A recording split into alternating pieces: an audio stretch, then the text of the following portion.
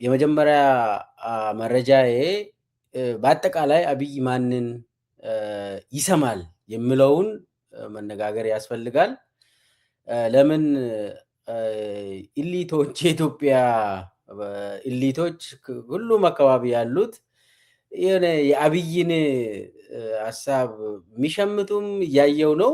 ነገር ግን ዋናው ነገር አብይ ማንን ይሰማል፣ ምን እየተደረገ ነው፣ በተለይ ደግሞ የምክክሩ ውሳኔዎችን በተመለከተ የተሳኩ ለአብይ የተሳኩ ጉዳዮች አሉ፣ በተወሰነ ደረጃ ማለት ነው። ግን የከሸፉ ዓላማዎችም አሉ። ከዛ ጋር አያይዤ ነው በአጠቃላይ አብይ ማንን ይሰማል ብዬ ይዤ የቀረብኩት። የአብይ ቅርብ ሰዎች እነማን ናቸው?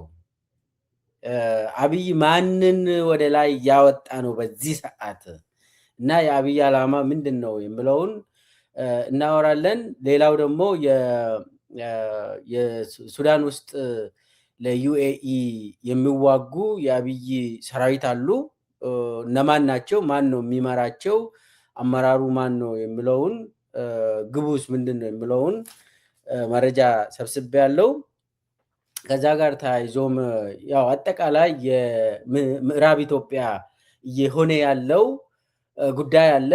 ከሱ ጋር አያይዘንም የኦላና ፋኖ ጥምረት ምን ይመስላል የሚለውን መናገር ያስፈልጋል። የሸረሪና እና የኩርሙክ ስትራቴጂክ ግንኙነቱ ምንድን ነው? የምዕራቡ ግንባር ምን ይመስላል የሚለውንም መነጋገር ያስፈልጋል። ሌላው ስለ ይልማ መርዳሳ ነው። ይልማ መርዳሳ ሰሞኑ ወደ ራሽያ ለመሄድ ሽርጉድ እያለ ነው። እናም ከሱ ጋር ተያይዞ የሱ ስግብግብነት በጣም የሚያስጠላ ስግብግብነት አለው። ሌባ ነው። እሱን ትንሽ አንዳንድ መረጃዎችን ላጋራችሁ ፈልጋለሁ። እስከ መጨረሻ ድረስ ተከታተሉኝ እያልኩኝ ቻናሉን ሰብስክራይብ ያላደረጋችሁ ሰብስክራይብ አድርጉ። ላይክ፣ ኮሜንት፣ ሼር ማድረግ እንዳትረሱ። ቀጥታ ወደ አብይ ማንን ያምናል የሚለውን ጉዳይ እንየው። በአጠቃላይ አብይ አህመድ በኢትዮጵያ ፖለቲካ የሚያምነው ሰው የለውም። ነገር ግን በቅደም ተከተል አስቀምጥ ከተባለ አብይ አህመድ የሚወደው ሰው ማን ነው? የሱ ቅርብ ሰዎች እነማን ናቸው? ሌሎቹን ይጠቀማል። አብይ እንደ መሳሪያ ይጠቀማል። ግን ደግሞ የሚያምናቸው ሰዎች እንደ ልብ ለሱ ተላላኪ የሆኑ ሰዎች አሉ። እኔ አሁን እዚህ ላይ ምክክር ምናምን ጉባኤ ምናምን አይደለም። እዚህ ላይ እሱ ሌላ አጀንዳ ነው። የአብይ ፖለቲካ ነው እሱ። ግን አብይ አህመድ በዚህ ሰዓት ማንን ወደ ላይ ለማምጣት እየሞከረ ነው? በተለይ መከላከያ ውስጥ ነው። ያው አብይ የሚመራው ኢትዮጵያን ቀጥቅጦ ነው። ያው በመግደል ነው፣ በመሳሪያ ነው፣ በጠመንጃ አፈሙዝ ነው ኢትዮጵያን ለመግዛት እየሞከረ ያለው። ስለዚህ አብይ አህመድ አሁንም አይኑ መከላከያ ላይ ነው እንጂ ይሄ ዝም ብሎ አዲስ አበባ ላይ የተሰበሰበ ካድሬ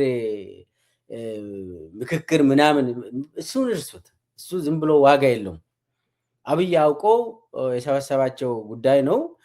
እነሱንም ይጠቀማል። ግን ደግሞ ዋናው ስልጣን ከጠመንጃ አፈሙዝ ነው የሚመጣ ለአብይ። በዚህ ሰዓት አብይ አህመድ በሚገባ የሚያምነው እንደ ልቡ የሚወደው ሁለት ሰዎች አሉ። ብርሃኑ በቀለና ተስፋዬ እያለው ናቸው። ማንም ሰው ማወቅ ያለባችሁ አብይ እነኚህ ሁለቱ ሰዎችን በሚገባ ያምናል፣ በሚገባ ይተማመንባቸዋል። እነሱ ወደ ላይ ማምጣት ይፈልጋል። ሌላው ለምሳሌ አሁን ብርሃኑ ጁላ ምናምን ይነሳል ብለው ራሱ አብይ አህመድ እያወራ ነው። ጌታቸው ጉዲናን ጠርቶ አንተን ነው የሚሾመው፣ ሹመቱን ለመቀበል ተዘጋጅ ብሎታል ጌታቸው ጉድነን። ጌታቸው ጉድነን አብይ አህመድ ማመን አይደለም ይንቃል። በጣም ደግሞ የሆነ በቃ ከሰው በታች ብሎ ነው የሚቆጥረው። እንደ ሰውም አይቆጥርም። የረባ ሰውም አይደለም እንደ ብርሃኑ ጁላ። ይህንን ያውቃል። አብይ አህመድ የሚፈልገው ብርሃኑ በቀለ ነው። ቺን ያዙል። ብርሃኑ ጁላን ካባረረው ምናልባት ለአንድ ዓመት አበባ ተስፋዬን አበባ ታደሰን ይቅርታ አበባው ታደሰን ማስቀመጥ ይችላል። ግን ደግሞ አልቲሜትሊ ብርሃኑ በቀለ ነው የሚፈልገው። ስለዚህ ብርሃኑ በቀለ አሁን አማራ ህዝብን እየጨፈጨፈለት ነው። ስለዚህ ይሸለማል። ብርሃኑ በቀለ ይሸለማል። በጣም መጀመሪያም ብርሃኑ በቀለ ሪፐብሊካን ጋርድ አዛዥ ነበር። አስቡት፣ ሪፐብሊካን ጋርድ ማለት የአብይ ቅርብ ሰራተኛ ማለት ነው። የአብይ ቅርብ ሰራዊት ማለት ነው። ስለዚህ መጨረሻ ላይ አብይ ይዞ የሚጠፋ ሰው ብርሃኑ በቀለና ተስፋ እያለም ነው።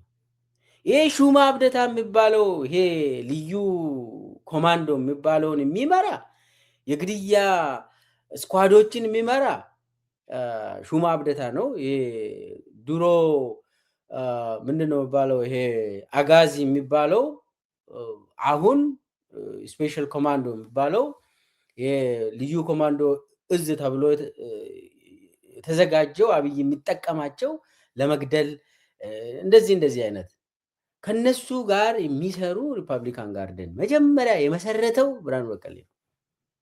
አሁን ሰሜን ምዕራብ አካባቢ የሚንቀሳቀስ ሰራዊትን በተለይ አማራ ክልል ላይ ጄኖሳይድ እየፈጸመ ያለው ሰራዊት በቀጥታ የሚመራው ብርሃኑ በቀለ ነው። ስለዚህ ብርሃኑ በቀለ የአብይ ጋር በጣም ትስስር ያላቸው፣ አብይ እሱን ያምናል። ከሁሉም አብይ እሱን ነው የሚያምነው። ተስፋዬ አያሌውንም ያምናል፣ ግን ደግሞ እንደ ብርሃኑ በቀለ አይሆንለትም። አሁን ከዚህ ጋር እንዲህ አይነት ሰው አብይ አህመድ እንዲህ አይነት ሰው ነው። እንደው የሰውን ምክር ሀሳብ ይቀበላል ወይ አብይ? አሁን ምክር ሀሳብ ምናምን ለመስጠት ነው ይሄ ተባለ አይደለ? ይሄ ሀገራዊ ምክክሩ ምናምን የሚባለው ምክር ሀሳብም ይሁን ምንም ይሁን አብይ የሚቀበል ሰው አይደለም። አብይ ምክር ሀሳብም አይቀበልም። ራሱ ያቀደውን ለመፈጸም እየሄደ ነው አብይ ራሱ። 8ቱ አጀንዳዎችም የሱ፣ ካድሬዎቹም የሱ። ተጋጩ የተባለውም ሁለቱ የአማራ ክልል እና የኦሮሚያ ክልል ፕሬዚዳንቶች ተጋጩ ተብሎ ደግሞ በኋላ ላይ ጀግና የተባሉት የአብይ አህመድ ተላላኪዎች መጨረሻ ላይም አሁን ምክር ሀሳብ ምናምን ብሎም እንትን የሚያደርጉት የአብይ ጉዳይ ነው ማለት ምክር ሀሳብ አይቀበልም። የወንድሙንም ምክር የማይቀበል ሰው ነው አብይ። የሌላውም ተው ነው የኢትዮጵያውያንን ሰብስቤ ተመካክሮ እንደዚህ አርግ ስላሉኝ ነው ይህንን የሚያደርገው ለማለት ነው አብይ አይደል? ተውት። አብይ አህመድ ያሰበውን ለማድረግ እየሮጠ ነው። ከዛ ውጭ ግን አብይ አህመድ የማንንም ሀሳብ የሚቀበል ሰው አይደለም። የማንንም አይቀበልም። መስረቅ ይችላል። ሀሳቦችን ሰርቆ የኔ ነው ማለት ይችላል። እሱን የሚጠቅም ከሆነ አንድ ሀሳብ ይሰርቃል። ድብና አድርጎ ይሰርቅና እንትን ያደርጋል፣ የኔ ነው ይላል። ግን ደግሞ በጎ ነገር ከሰው ምክር አይቀበልም። አሁን ምክር ሀሳብ እያዘጋጀን ነው አሉ። አሁን ከዛው ጋር አያይዘን ወደ እንትን እንግባ። አብይ አህመድ አሁን ካድሬዎችን ሰብስቦ 4000 የሚሆኑ ካድሬዎችን ከሰበሰበ ዛሬ 1 ወር የተባለው፣ በ1 ወር ውስጥ እንጨርሳለን ነው የተባለው። 1 ወር ጨረሱ። አንድ ወር ጨረሱ ማለት እኮ በነገራችን ላይ ስብሰባውን ከጀመሩ ነው አንድ ወር የጨረሱት። ግን አንድ ሳምንት ደግሞ መጥተው የአብይ አህመድ ስራዎች ብሎ ኮሪደር ሲጎበኙ ነበር 4000 የተባለው ካድሬ። ስለዚህ አሁን 40 ቀን ምናምን ገደማ ሆኗል ይሄ ሁሉ የተሰበሰበው 4000 ተሳታፊ ተብሎ ካድሬ ተሰብስበው አወያይ እዛ ላይ መድቡ ቃለ ጉባኤ ምናምን ኮሚሽነሮች ተብለው ይህ ሁሉ 40 ቀን የኢትዮጵያን ገንዘብ ነው የሚበሉት። አዲስ አበባ ላይ ቁጭ ብለው ምን በቢሊየን ነው የሚበሉት። ለነገሩ ኮሚሽነሮች አይደለም ስታፍ፣ የምክክር ኮሚሽን ስታፍ ደሞዛቸውን ታውቃላችሁ? 200,000 ነው በወር ሚኒመም። የምክክር ኮሚሽን ደሞዝ እርከን ስንት ነው ብላችሁ ጠይቁ። ሚኒመም 200,000 ነው በወር። ትንሽ ነፍስ የዘሩ ጓደኞች አሉኝ እዛ ውስጥ ገብቶ ከመምህር ምናምን እዛ ስታሹ ቆይቶ ዩኒቨርሲቲ መምህራን አሉ እዛ ውስጥ የገቡ ትንሽ ነፍስ ዘራን። እንደው እዛ ገብተን እኮ በወር 200,000 ነው የምንበላ። ባካችሁ ይሄ ነገር ሀገራዊ ምክክር ኮሚሽኑ ምናምን እንዳይፈርስ ጸልዩልን ይላሉ። ለምን አጀንዳው ካለቀ እነኚህ ወደ የመጡበት ይመለሳሉ። እና 200,000 ነው የሚበሉት ሚኒመም ነው። ይሄ ኮሚሽነሮቹ አስቡት እንግዲህ ከ200,000 በላይ ነው የሚበሉት ኢትዮጵያ ውስጥ ነው። ይሄ ኢትዮጵያ ውስጥ እና እንትን አወያዮች ራሱ ቃል ጉባኤ የሚይዙ ከዩኒቨርሲቲ ከተለያዩ ቦታ ሰብሰብ የተደረገው ትንሽ እረፍት እያገኙ ገንዘብ እያገኙ ነው። ያችን ገንዘብ እንደው በቃ እናንተ እኮ ዝም ብላችሁ ነው የምትጮሁት ምናምን ይላሉ። እኛን ለምን ገንዘብ እያገኘን ነው? እኛ ለምንድን ነው እንደዚህ የምታደርጉት? አሁን ይሄ 4,000 ምናምን የተሰበሰበው ራሱ የኦሮሚያና የአማራ ክልልን ልንገራቸው። ከኦሮሚያ የተሰበሰቡና ከአማራ ክልል የተሰበሰቡ ከአዲስ አበባ ሳይመለሱ በፊት መሬት ባህር ዳር ላይ፣ መሬት ደብረ ብርሃን ላይ፣ መሬት ከአዳማ ከምናምን እንዲሰጣቸው ተብሎ በክልል ፕሬዝዳንቶች ስማቸው ተደራጅቶ መሬት እየተዘጋጀ ነው። አሁን እንግዲህ ሀገር ሀገራዊ ምክክር የሚባለው ማለት ነው። እርግጠኛ ሁኜ የምነግራችሁ ከኦሮሚያ ክልል የመጡት ሽመልስን አነጋግሯል እና እነሱ አሁን መሬት ያገኛሉ። የሀገር ጉዳይ ምናምን ብለው ነው የመጡት። ግን ኦልሬዲ መሬት ተዘጋጅቶላቸው ለምን ረሀብተኛ ነው የተሰበሰበው? ረሀብተኛ ስለሆነ በዚህ አጋጣሚ ሪሶርስ አዲስ አበባ ዙሪያ ስላለ መሬት አዲስ አበባ ዙሪያ ስላለ የሚሸጥ በጣም ዳጎስ ያለ ገንዘብ ያገኛሉ እና በሱ መሰረት መሬት እየተዘጋጀላቸው ኤኒዌይስ ምንድን ነው ምን ለማለት ነው? አብይ የሰበሰባቸው እነኚህ ሰዎች እነኚህ ከኮሚሽነሮቹ ጀምሮ እስከ የሚሳተፉት ካድሬዎቹ ጥቅም ላይ የተመሰረተ ስለሆነ ከላይ በአብይ ነው የሚታዘዙት። ቀጥታ የክልል ሰዎች ናቸው የሚያዙት። ከዛ ውጭ ምንም ዚግባ የሚባል ምንም ዋጋ የለም። ግን ደግሞ ሊያሳኩ የተባለው አንዳንድ ነጥቦችን እንትን ላድርግ። የተሳካ ምንድን ነው? ለአብይ የተሳካ ጉዳዮች አሉ፣ ምንም የማንክደው።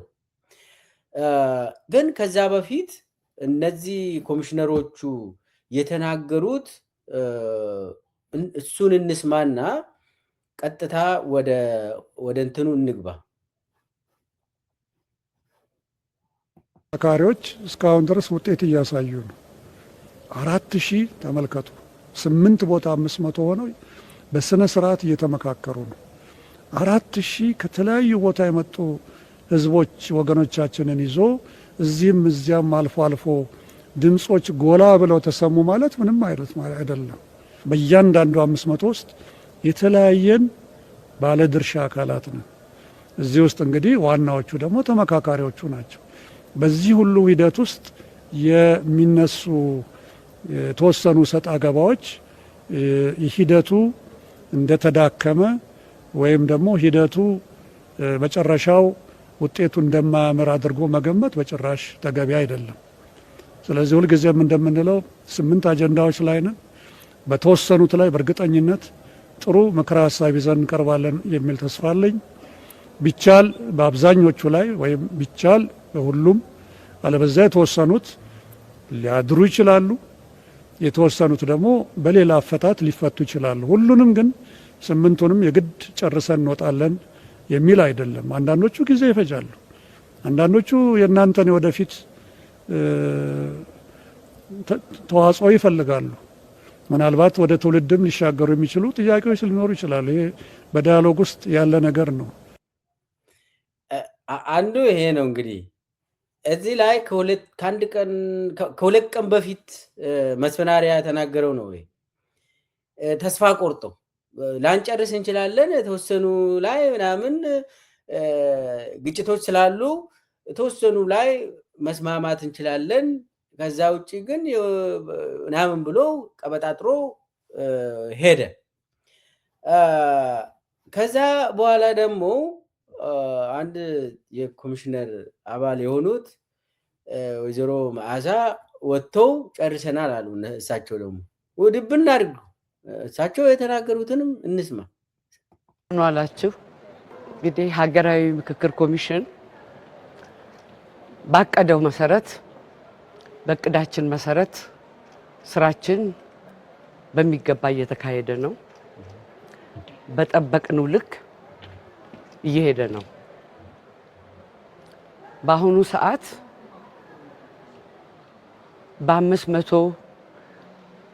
በ500 ተሳታፊዎች የተቋቋመው ቡድኖች በየቡድናቸው ሲመካከሩ ቆይተው ዛሬ አብዛኞቹ ተግባብተው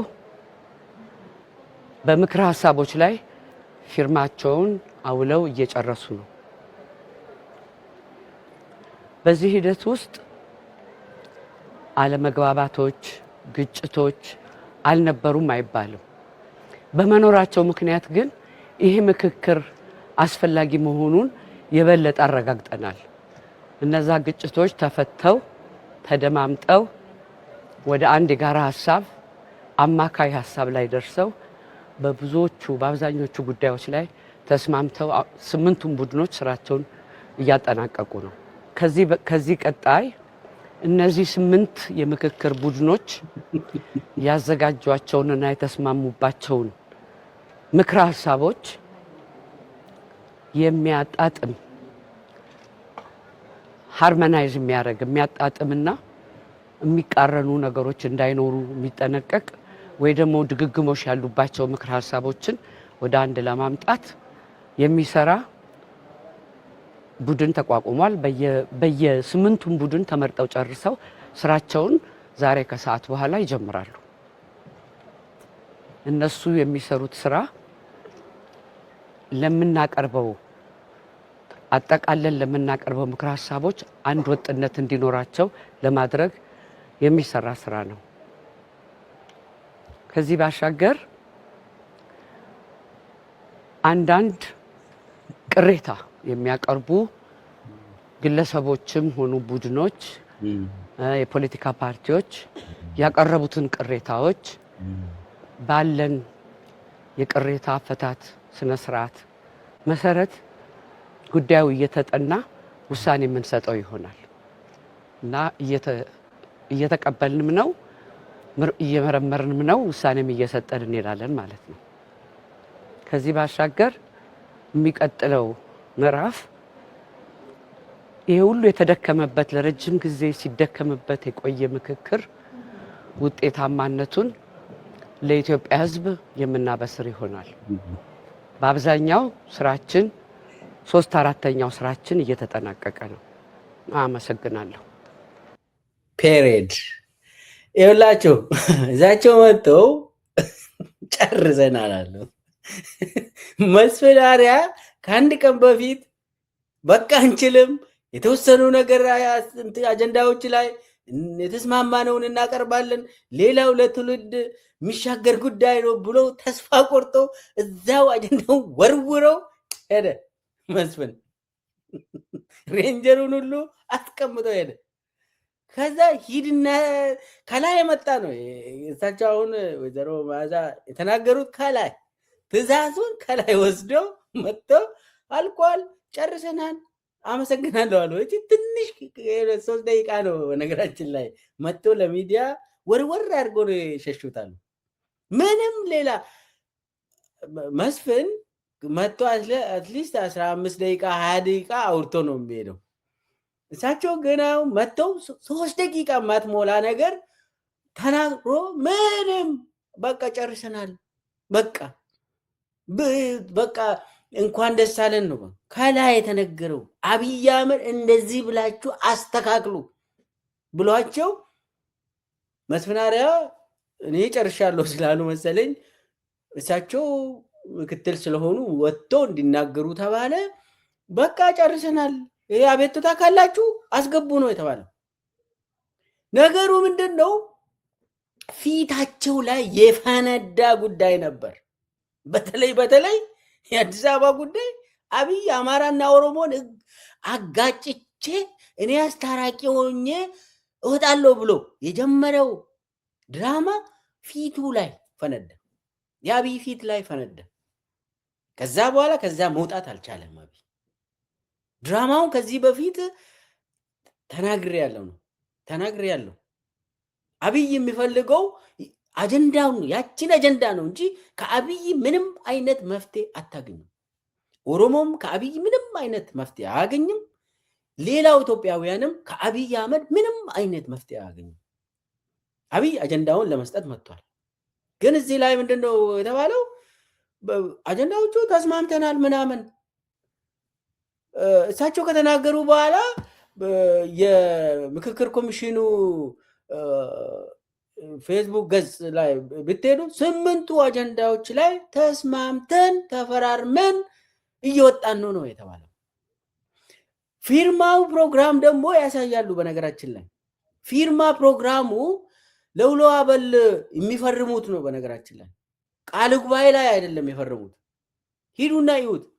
ሰንጠረዥ ተሰርቶላቸው እዛ ላይ ስም ከናያት ስልክ ምናምን ከየት ክልል እንደመጡ የሚያሳይ እና ፊርማ ይላል። ምን ላይ ነው እንትን የተስማሙት? ምንም ነገር የለም። ተስማሙ ተባለ እንጂ የተስማሙበት ምንም አይነት የለም። ለምሳሌ አሁን የኦሮሚያ ካድሬዎች አሸንፈናል ብሎ ሲጨፍሩና ከዛ ሽመልስ አብዲሳ የኛ ጀግና ነው ቀጥል ለዘላለም 1000 ዓመት ግዛን ብሎ ፌስቡክ ባክግራውንዳቸውን ሲያደርጉ ምንድነው ምን ላይ ነው ያሸነፉት የሚለውን አይገልጹም። ቢሞቱ አይገልጹም። ሌሎቹም በሌላ በኩል ደግሞ አሸንፈን ወተናል በቃ አብቹዋችን ምናምን ብለው አረጋ ከበደ የኛ ጀግና ነው የሚሉ የብልጽግና ፋርሴቡላዎች ነው። በዛ በኩልም አሉ። ሁለቱም የብልጽግናን አመራር ጀግና አድርጎ አስቀምጡ። ዋናው የአብይ ተልዕኮ ይታወቃል። ምን ለማለት ነው? መስፍን ከአንድ ቀን በፊት አልቻልንም፣ ለትውልድ ሁሉ የሚተላለፍ አጀንዳ ነው አብዛኛው ብሎ የተናገረውን ወይዘሮ መዓዛ ወጥተው ጨርሰናል አሉ። ከዛ በኋላ የተለጠፈውም ለሚዲያ ለኢቲቪ ለፋና የተነገረው አልቋል፣ 8ቱ ላይ ተስማምተናል አሉ። ምንድነው ምን ላይ ነው የተስማሙት? የለም፣ ውሸት ነው። ሲጀመር ስምንቱም አጀንዳ የአብይ አህመድ እንደሆነ ይታወቃል። ተስማምተናል የተባለውም ደግሞ የአብይ ጭንቅላት ውስጥ የነበሩ ካድሬዎች እዛ ውስጥ ተጋጩና ተስማሙ። ይሄ ነው አብይ ራሱ ያጋጨው፣ አብይ ራሱ ያስማማው እንትን ነው። በቃ አለቀ። ሌላ ምንም አዲስ ነገር የለም። አብይ የሚፈልገውን ያደርጋል ማለት ነው። ከዛ ውጪ እከሌ ተስማሙ እከሌ የተወያዩ ምናምን ባለው የለም። ይኸውልህ እዚህ ላይ አብይ እኔ ያየሁት በአብዛኛው አብይ የፈለገው በተለይ በህዝብ አንጻር ከሽፎበታል። በህዝብ አንጻር ግን ደግሞ በተወሰነ ደረጃ ለአብይ የተሳካ ጉዳዮች አሉ። እሱን እንየው። አንደኛ የኦሮሞና የአማራ ኢሊቶችን ሊቃንን ለማጋጨት የሞከረው አብይ በተወሰነ ደረጃ አይቻለው የተሳካ ይመስላል። የኦሮሞም ኢሊቶች የአማራ ኢሊቶችም ከአብይ መፍትሄ ለማግኘት አብይ የሚያደርግ እንደዚህ አድርግልን፣ እንደዚህ ካደረገ በቃ ሙተናል፣ ጠፍተናል፣ ሊበሉ ነው ምናምን እያሉ እዛ የአብይን እንትን ውስጥ ትራፕ ውስጥ ወጥመድ ውስጥ ሲገቡ አይቻለሁ። ከአብይ ምንም ነገር አታገኙ። ምንም ኦሮሞም ይሁን ማንኛውም የኢትዮጵያ ህዝብ ከአብይ የሚጠቀምበት ምንም ነገር የለም። ግን አብይ አዲስ አበባን እንደ ፈንጅ እንደ መሳሪያ ይጠቀማል። ይህንን ደግሞ እኔ ዝም ብዬ አይደለም። እኔ በነበርኩበት ጊዜ የአዲስ አበባ ጉዳይ አብይ አህመድ እንደ ካርድ ሲጠቀም ነበር። ብአዴኖችንና ኦፒዲዎችን ሲያጋጭ ነበር። ይቅርታ ብዬ ስናገር ነበር። አሁን አዲስ ነገር አይደለም ማለት ነው። አብይ ለማጋጨት ነው ያመጣ ይህንን። ስለዚህ አሁን አብይ ጎትቶ በተለይ ደግሞ ኦሮሞ ጠል የሆኑ አማራ ጠል የሆኑ ኢሊት የሚባሉ አሉ። ሁለቱም ቦታ አሉ። ኦሮሞን የማይወዱ አማራን የማይወዱ አሉ። እነሱ እንዲወጡና እንዲታዩ አደረገ አብይ። ያ ሲሆን ደግሞ ምንድነው ማጆሪቲው ምስኪኑ የኦሮሞና የአማራ ህዝብ ትክክለኛ የፍትህ ጥያቄ ያላቸው፣ የሰላም ጥያቄ ያላቸው፣ አብሮ መኖር የሚፈልጉ አብዛኛው ይደፈጠጣሉ፣ አይታዩ። አብይ የሚፈልገው ይሄንን ነው። አብይ ምንድነው የሚያደርገው? በጣም መጥፎ የሆኑ ሰዎችን ወደ ላይ ያወጣል ከሁሉም አካባቢ። አብዛኛው ህዝብ ግን እንደዛ አይደለም። አብዛኛው ህዝብ እንደዛ አይደለም። ህዝብ አብሮ መኖር ይፈልጋል። ህዝብ ሰላምን ይፈልጋል። የኔ ነው ያንቺ ነው ምናምን፣ ምኑ ነው ያንቺ ምኑ ነው ያንተ? የለም እንደዛ። አብይ ዘመን ሁሉም ነገር የአብይ ነው፣ የዩኤኢ ነው። የአብይ ተላላኪ ባለሀብት ነው። ከዛ ውጭ ምስኪኑ 99.9% የአብይ ካልኩሌሽን ውስጥ የለም። ተጎጂ ነው፣ ህዝቡ ተጎጂ ነው። ስለዚህ አብይ ምንድነው የሚያደርገው? ከሁለቱም አንግል የማይጠቅሙ የሚባሉ ሀሳቦች ወደ ላይ እንዲወጡና ህዝብ እንዲጋጭ፣ በዚህ መሰረት እንዲጠራጠር፣ አብሮ እንዳይኖሩ፣ ከዛ በኋላ ያለኔ እኮ ትጨራረሳለህ ይላል አብይ። ያለኔ ትጨራረሳላችሁ ይላል አብይ። ለዛ ደግሞ የተወሰኑ ህዝብ ጠል የሆኑ ሰዎች ብቅ ብለው አጀንዳ አካባቢ ዝምዛ መታየት ጀምሯል። ያንን ይፈልጋል አብይ። ያ የሁላችንም ስህተት ይሆናል። ከአብይ የሆነ ጥቅም አገኛለሁ ብሎ የሚያስብ ህዝብ ካለ እሱ የተሳሳተ ነው። ከአብይ የሆነ ጥቅም አገኛለሁ ብሎ የሚያስብ ሰው ራሱ ስህተት ነው፣ ዋጋ የለውም። ስለዚህ አብይ የሚያደርገው ምንድን ነው? ያጋጫል፣ ለማጋጨት ነው። ያልነበሩ ግጭቶችን ይፈበርካል አብይ። የነበሩ ደግሞ እንደ እንቁላል ይዘው እንዲፈነዱ ያደርጋል። ይሄ ደግሞ ከአጀንዳ ሴቲንግ ጋር እያያዛል። አብይ አጀንዳ ይፈልጋል ሁልጊዜ። ይኸውላችሁ አሁን አሰብ የሚባለው አሰብ የኛ ነው ምናምን ብሎ አብይ ሲዘምር ነበር ለ3 ዓመት። አሁን እሱን አሜሪካዎች አሰብ ምናምን እንዳትሉ ብሎታል። አሰብ ቃል አይናገርም፣ ቀይ ባህር ምናምን ምናምን ማለት ይችላል አውቆ። እሱንም አብይ አይናገርም። አሁን የነበረው ከዚህም በፊት የተነገረውን እየገረቡ ነው ሚዲያ፣ ይሄ ኢቲቪ ፋና ምናምን። በቀጭን ስትዛዝ አሰብ የኛ ነው ምናምን የምትለውን አቁም ተብሏል። አብይ አቁም ተብሏል። በተለይ ከአሜሪካዎች እንደዛ ብሎታል። ከዛ ምንድን ነው ማድረግ ያለበት? አጀንዳ ይፈልጋል አብይ፣ አጀንዳ ይፈልጋል አብይ። ህዝብን ቢዚ የሚያደርግ አጀንዳ ይፈልጋል። ይሄ ሀገራዊ ምክክር የሚባለው ራሱ በአብዛኛው ህዝብ ቢዚ እንዲሆን ነው የመጣ። ህዝብን አጀንዳ ፈጥሮላቸው እዛ አጀንዳ ውስጥ እንዲኖሩ ያደርጋል አብይ። ስለዚህ አብይ ለአጀንዳ ዳይቨርሽን ነው የሚጠቀመው። በተለይ ደግሞ የአዲስ አበባ ጉዳይ በጣም ቆንጆ አጀንዳ ዳይቨርሽን ነው የሚሆነው። አብይ ይፈልጋል። ወልቃይት እና ጸገዴ በጣም ወርቅ የሆነ ነገር ነው ለአብይ። ሌላ ቦታም እንደዛ አይነት ይፈጥራል አብይ፣ እየፈጠረም ነው ሰው እንዲጋጭበት።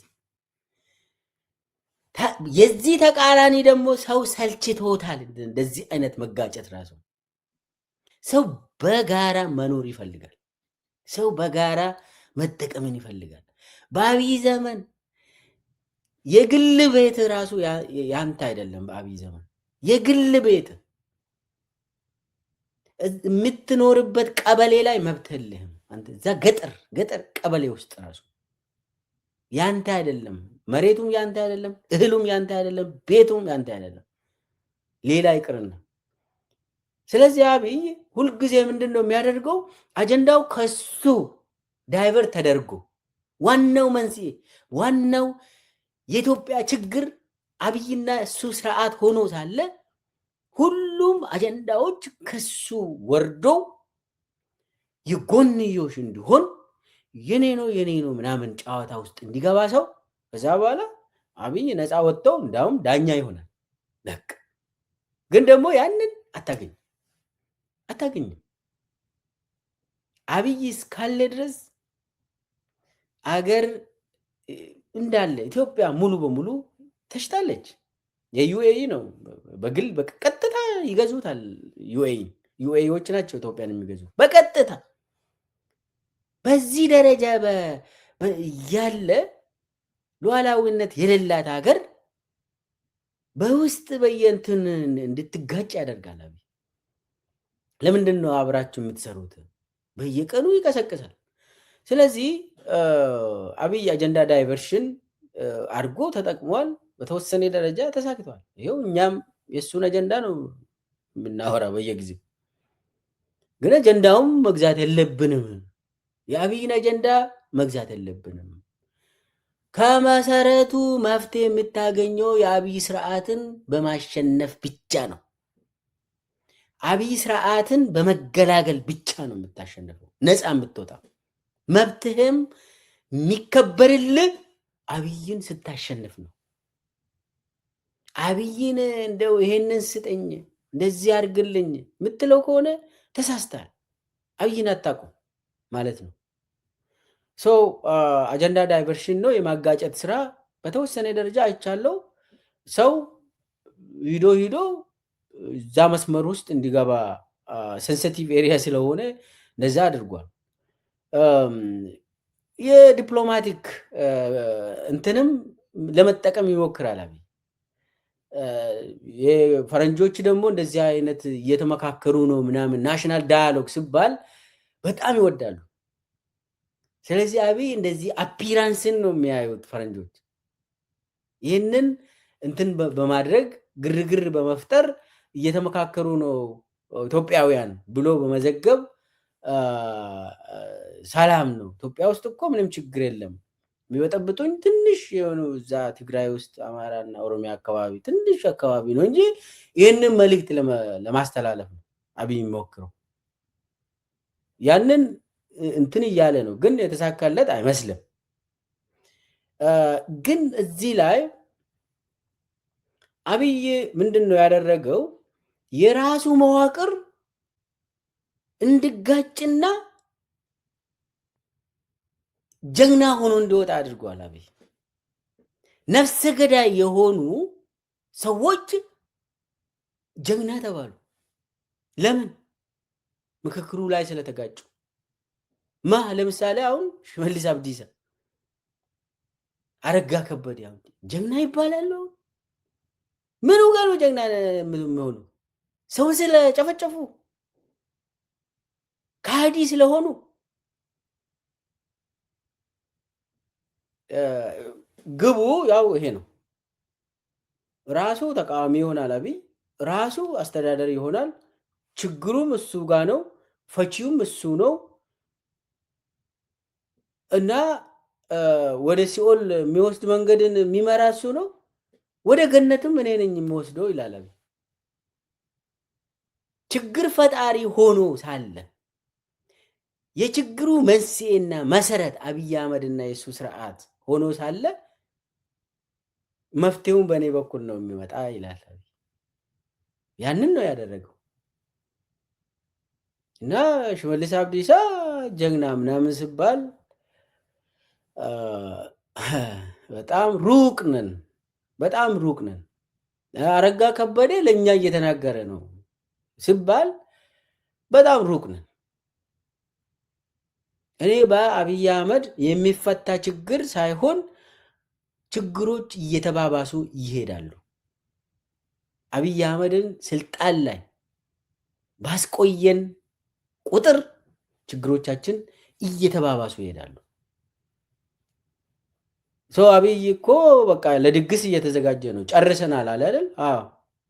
ሰው ከአንድ ሳምንት በኋላ አሁን 40 ቀን የፈጃቸው ምክክር የሚባለው እያለቀ ነው። ምናልባት በ50 ቀን ውስጥ ሊጨርሱ ይችላሉ።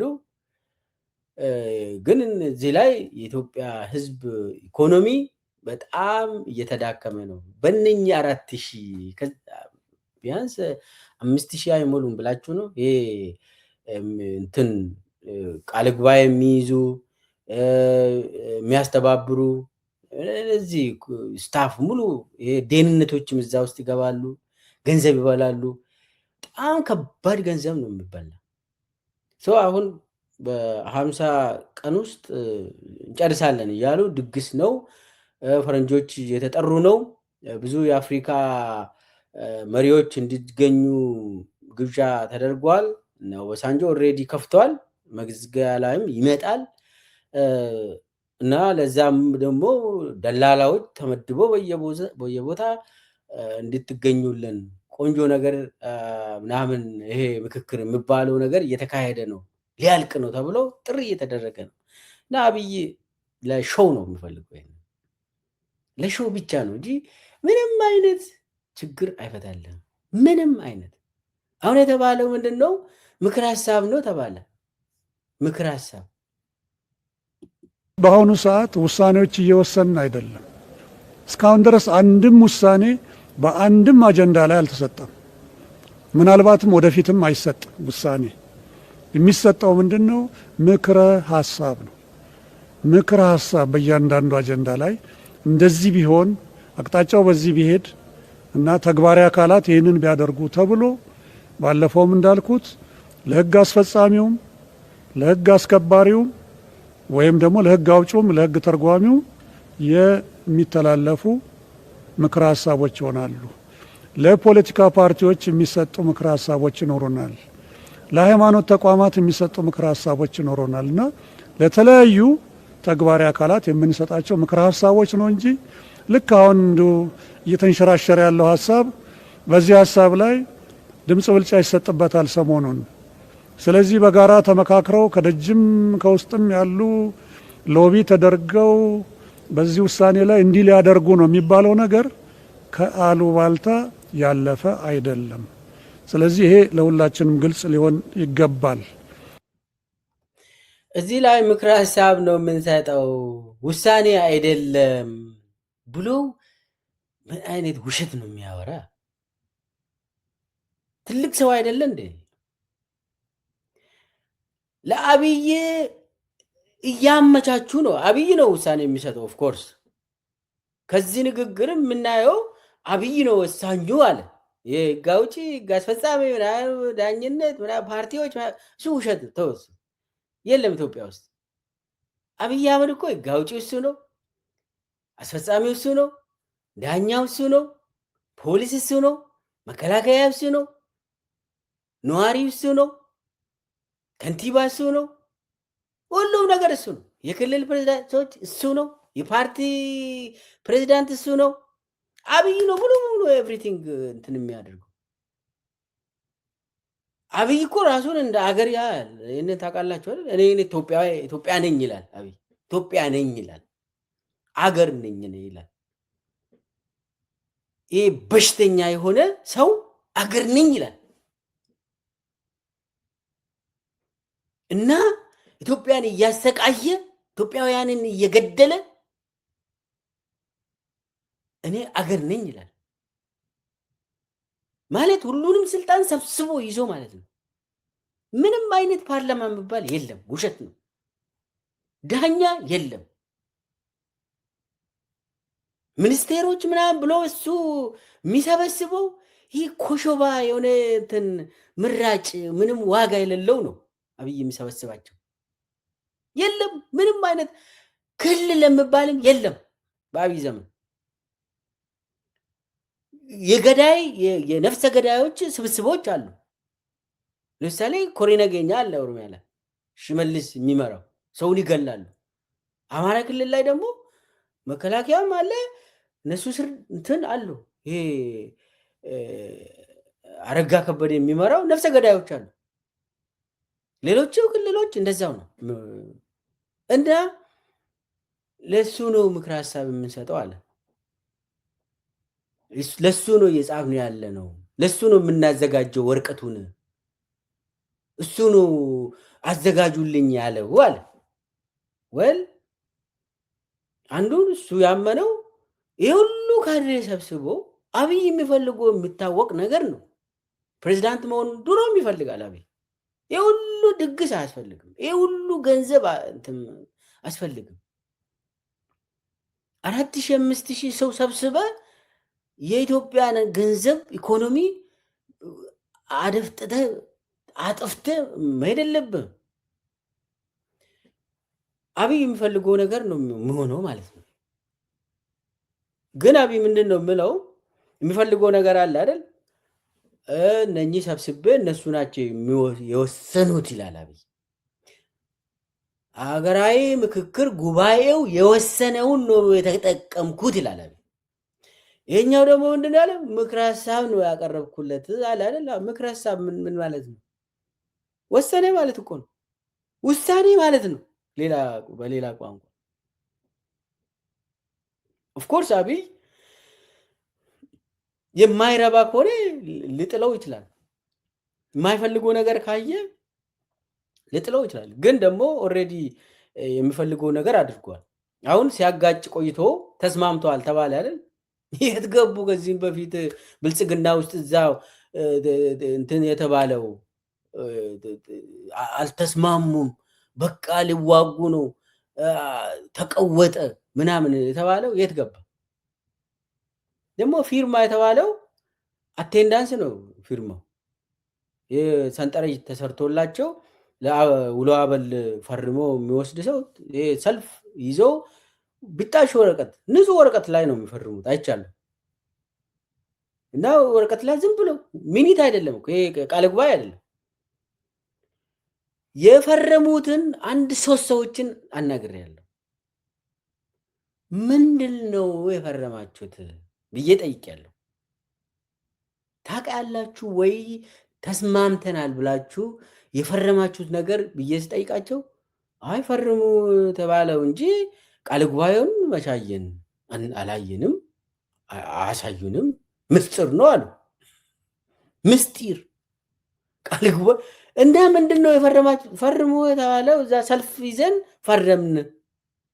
ምኑ ላይ ነው የምትፈርሙት? በቃ እንትን ፈርሙ ተባለ እና ይሄ ነው እንግዲህ አብይ ቃለ ጉባኤ አቴንዳንስን አስፈርመው የራሱ ውሳኔዎች ከላዩ ያደርግና አቴንዳንሱን አታች ያደርግና እሱ ፕሬዝዳንቱ ኘ ተመርጫለሁ ይላል። በእንትኑ ምክረ ሀሳብ ተባለ አይደል? በምክረ ሀሳቡ መሰረት አብይ አህመድ ጠቅላይ ሚኒስትር የነበረው ፕሬዝዳንት ተባለ ይባላል አሁን መስከረም ላይ። እና ፕሬዝዳንት መሆን ከፈለገ እኮ በወታደር አይደለ እንደሚገዛ መሆን ይችላል። አሁንም ማነው ታየን ፕሬዝዳንት ታየን አባሮ ከፈለገ አስሮ ወይ አምባሳደርነቱን መልሶለት እንትኑ ቀይሮ በቃ እኔ ፕሬዝዳንት ነኝ ማለት ይችላል። አብይ በቃ ፕሬዝዳንት ነው ይባላል። አሁን የብልጽግና ፕሬዝዳንት አይደል እንዴ? የብልጽግና ፕሬዝዳንት ነው ይባላል። አሁን ድሮ እኮ ሊቀመንበር ይባላል። በኢህአዴግ ጊዜ ሊቀመንበር የሚባል ነገር አልፈልግም ብሎ ፕሬዝዳንት አድርጉልኝ አለ፣ ተደረገለት። የብልጽግና ፕሬዝዳንት ሲባል ፈገግ ይላል አብይ። ፕሬዝዳንት የምትለውን ቃል ዛሬ ንጉስ አይባልማ። ንጉስ ብባል አብይ በቃ ይህንን ነው የሚፈልገው። ግን ጊዜው ስላለፈበት ፕሬዝዳንት ነው የሚፈልገው። ብልጽግና ደግሞ የእሱ ንብረት ስለሆነች ብልጽግና ውስጥ አሁን ብልጽግና ፕሬዝዳንት ስለሚባል ፕሬዝዳንታችን እንደዚህ ፈገግ ብሎ በቃ እየሳቀ ነው በቃ አቤት የሚለው እና አሁን አጠቃላይ የኢትዮጵያ ፕሬዝዳንት ይባላለሁ ከተባለ ችግር የለው፣ ፕሬዝዳንት መባል ይችላል። ግን ይህን ያክል ገንዘብ ይህን ያክል አጀንዳ ፈጥሮ ሰውን አጋጭቶ መሬት ላይ ግጭት ፈልጎ አላገኘም እንጂ በነገራችን ላይ ተሳታፊዎች ውስጥ የታሰሩ አሉ። ከአማራም ከኦሮሚያም የታሰሩ አሉ። እኔ ምንድን ነው ምን እንደሚፈልግ አብይ አልገባኝም። ሰውን ምክክር ብሎ ጠርቶ አሰራቸው። ብዙ ከአማራ የመጡ ታስሯል። በነገራችን ላይ ታስሯል።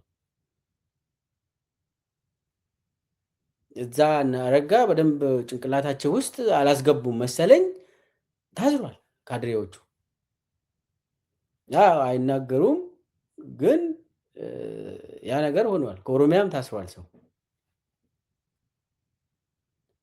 እና አብይ በአብዛኛው አልተሳካለትም ለማለት ነው። በተወሰነ ደረጃ የእሱን ሀሳብ የገዙ ሰዎች ነበሩ፣ አይቻለሁ እኔም። ግን ደግሞ በአብዛኛው አልተሳካለትም። መሬት ላይ አልወረደም። ህዝብ አልተጋጨም። ቦታ አልተሰጠውም። እንዳውም መልሶ የአብይ ፊት ላይ የፈነዳ ጉዳይ ሆነ።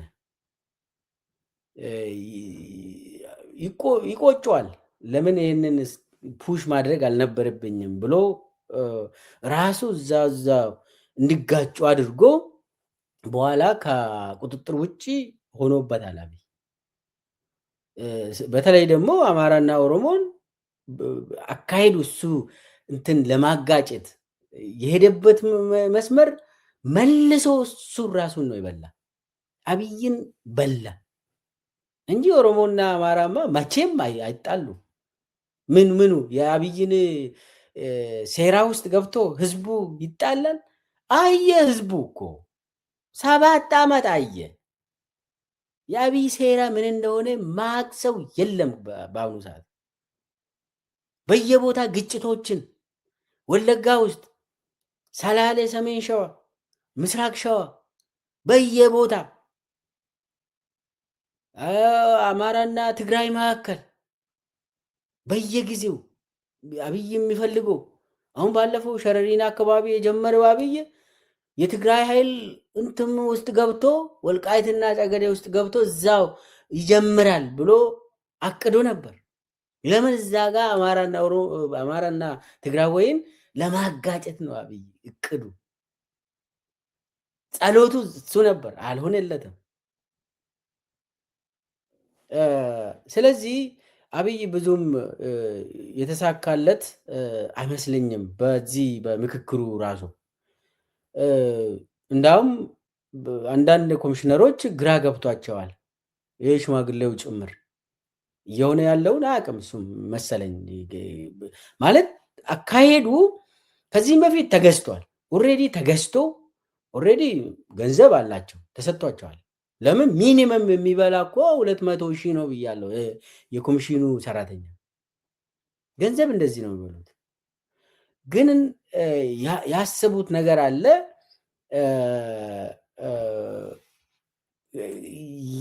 የሆነላቸው አይደለም። እነሱ ባሰቡት ባቀዱት። ለምን ብዙ ውሳኔዎች ለነኚህ ኮሚሽነሮችም ምስጢር ነው፣ በየቀኑ ነው የምነገራቸው። መሆን ያለበትን በየቀኑ ነው እንጂ ቀድሞ አያውቁም። በፕላን ነው፣ በፕላናችን መሰረት ነው ይሄን ያለ ነው ያሉት ወይዘሮ መዓዛ ውሸታቸው ነው። በአብይ ፕላን መሰረት ነው የሚሄዱት። አብይ ነው በየቀኑ እንትንም የሚነግራቸው፣ አያውቁትም። ድራማው ብዙ አልተሳካለትም። ለዛ ብሎ ነው ወለጋ ላይ እልቂት ለመፈጸም ሞከረ። ያም እዛ አካባቢ የነበረው የኦሮሞ ነፃነት ሰራዊትና ፋኖዎች ተናቦ በአንድነት ያከሸፉት እልቂቶች አሉ። እኔ አሁን እዚህ ላይ የፋኖ አመራሮችና የኦሮሞ ነፃነት ሰራዊት በመናበብ መረጃ በመለዋወጥ የንጹሐን ዜጎችን ነፍስ በማዳን ላይ ሊመሰገኑ ይገባል። ይሄ ነገር ሊቀጥል ይገባል። ለምን በየቦታ ትክክለኛው የኦሮሞ ነፃነት ሰራዊት ኃይልና ትክክለኛው ፋኖ ኃይል ለአማራ ተወላጅ ለኦሮሞ ተወላጅ እኩል ነው መቆም ያለባቸው። ሁለቱም የኦሮሞም አማራም ፍላጎታቸው ይመሳሰላል። ሰላምን ይፈልጋሉ፣ ፍትህን ይፈልጋሉ፣ ባሉበት አብሮ መኖር ይፈልጋሉ። አንዱ የሌላው የበላይነት ይፈልጋል የሚባለው ትርክት ውሸት ነው። ይሄ የስርዓቶች መጥቶ የሚያልፉ ስርዓቶች እንደዛ አይነት አለ። ስርዓት እና ህዝብ አንድ አይደለም። ስርዓት አንዳንድ ህዝብን ይጠቀማል እንጂ ህዝብ መቼም ስርዓትን ተጠቅሞ አቅም። ስለዚህ ህዝቦችን ሴቭ ማድረግ ግዴታ ነው ያለባቸው። ፋኖችም ትክክለኛ ፋኖችም ትክክለኛ የኦሮሞ ነፃነት ሰራዊት ኃይልም እና በየቦታው በእነሱ ስም የተደራጀ የአብይ ገዳይ ስርዓቶች አሉ። በሸኔ ስም በፋኖ ስም አብይ የሚመራ በጣም መጥፎ የሆኑ ቡድኖች አሉ። እየጸዳ ይሄዳል። በዚህ መሰረት እየጸዳ የህዝብ ልጆች ንጹህ የሆኑ የህዝብ ልጆች ወደ ላይ እየወጡ እየተባበሩ ህዝብን ሴቭ ማድረግ ይጀምራሉ። ያ ነገር አየነው። አሁን ማን ገዳይ እንደሆነ ማን ጨፍጫፊ እንደሆነ በገዛ ስራው ተለየኩ። አብይ አህመድ የሁሉም ኢትዮጵያውያን ጠላት መሆኑን ግልጽ በሆነ ቋንቋ ነገረን እና ይሄ በየሚዲያ ሰሞኑን ዞሮ በአማራ ቴሌቪዥን ላይ በኦሮሚያ ቴሌቪዥን ላይ ሂዶ ሸኔዎቹ አንዱኑብኝ የሚለው እኮ ተረድተዋል። አብይም ከዚህ በኋላ ሸውዶ ህዝብን ከህዝብ ጋር ማጋጨት እንደማይችል እያወቀ ነው። ለዛ ብሎ ነው አዲስ አበባ ላይ ያልተቻለለትን በየቦታ ለማድረግ ይሞክራል፣ ግን የሚሳካለት አይመስለኝም። በአጠቃላይ የአብይ ምክክር ጉባኤውና ህዝብን ለማጋጨት የሞከረው ብዙ የተሳካለት አይመስለኝም። ፊቱ ላይ የፈነዳ ጉዳይ ነው ለማለት ነው። ፈጠን ፈጠን ያልኩኝ ወደሚቀጥለው አጀንዳ ሊሂድ። የሚቀጥለው ስለ ይልማ ትንሽ እናውራ። ይልማ መርዳሳ ወደ ሞስኮ ሊሄድ ነው፣ ወደ ራሽያ እና ይልማ በጣም ሌባ ሰው እንደሆነ ታውቃላችሁ። እና እስስት የሆነ ስግብግብ ነው። ስግብግብ ጁንታ ማለት እሱ ነው። ስግብግብ ጁንታ ያለው አብይ እንደዚህ አይነት ሰው ነው እና ሌባ ነው። ባለፈው 8 ዓመት የአየር ኃይል ግዢን በተመለከተ ሙሉ በሙሉ የተቆጣጠረው ይልማ እና የእሱ ቤተሰብ ነው። በተለይ የእሱ ሚስት የአየር ኃይል ግዢን ላይሰንስ አላት፣ የንግድ ፍቃድ አላት። በግዢውን ትፈጽማለች። የይልማ መርዳሳ ሚስት ማለት ነው። እና አየር ኃይል ግዢዎች አሉ። እና ምንድን ነው ያደረገው? ባለፈው 8 ዓመት ሙሉ በሙሉ ራሱ በስግብግብነት ያዘ። ሌላው ላይሰንስ ያለውን አባሮ እና የኢትዮጵያ አየር ኃይል ደግሞ ሙሉ በሙሉ በራሽያ ላይ ነው ጥገኛ ሆኖ ያለ። ግዢው ከዛ ነው የሚፈጸመው። ብዙ ግዢዎች የአየር ኃይል ንብረቶች እንዳሉ ከዛ ነው የሚገዙት። ኢትዮጵያ ኤርክራፍቶችን ስትገዛ ከአሜሪካ አይደለም የምትገዛ፣ ወይ ከሌላ ፈረንሳይ ወይ አውሮፓ ውጭ አይሸጡትም። እና ዩዝድ የሆኑ ነገሮችን ይገዛል ከራሽያ። በደርግ ጊዜም ያው ነበር። ምንድነው አሁን ይሄ ዙ 27 M24 ሚጎች ዙ 30 እነዚህ ይሄ አጠቃላይ የአየር ኃይል ንብረቶች የሚባሉት ከራሽያ ነው የሚገዙት። ለእድሳት ለተለያዩ ይሄ ሰርቪስ ምናምን ሁሉ ራሽያ ነው የምትቆጣጠረው። ስለዚህ ራሽያ ነው ራን የምታደርገው። አየር ኃይሉ ወደ ራሽያ ይመላለሳሉ። እና አለምሸት ደግፌ አንዳንድ ጊዜ ግዢው ውስጥ ይገባል። ግን የሆነ ጊዜ ሰው ትንሽ አልቆየም፣ እንደውም 1 ዓመት አልሞላም። ለግዢ ራሻ ሄዶ ገዝቶ ነበር። ዙ 23ን ኖ 30 ዙ 30 ስንት ነው የተወሰኑ 2 ይሁን እንደዛ ገዝቶ አምጥቶ ኮሚሽን አልወሰደም። ምንድነው አለምሸትን አባረሩና ራሱ ይልማ አባሮ ወሰደው ኮሚሽንን። የገንዘብ አለ ኮሚሽን እና ይልማ ሲያለቅስ ነበር። እኔ ነኝ እዛ እጄ ራሻ እጄ ገዛሁት ኮሚሽንን እኔ ነኝ መቀበል የነበረብኝ፣ ግን ይልማ ከለከለኝ ብሎ ለብዙ ጀነራሎች ተናገረ። እና አሁን በዚህ ሰዓት ይልማ በኢትዮጵያ በኮማንድ ፖስት ስር ነች። አሁን ሙሉ በሙሉ ሚኒስቴሮች ወደ ውጭ አይወጡም፣ ጀነራሎችም አይወጡም። እና ይልማ ብቻውን አሁን ወደ ራሽያ ለመሄድ ነው እየተዘጋጀ ያለው። ለተለያዩ ነገር ለግዢም ከምስቱ ጋር ነው የሚሄዱት። እንግዲህ ምስቱ ነች ሙሉ በሙሉ እንትን የምታደርጉ ግዢውን የምትፈጽመው እሷ ነች። አሁን ምንድን ነው እየሆነ ያለው? ከዚህም በፊት ያከማቸ ገንዘብ አለ። አዲስ አበባ ላይ መሬት የሚያስተዳድረው የሱ ሰው ነው። ከዚህም በፊት ተናግሬያለሁ። የይልማ ሰው ነው። እና ገንዘብ ሰብስቦ ዶላርን ሰብስቦ አሁን አይ ቲንክ ወደ ውጭ ሊያስወጣ ነው መሰለኝ።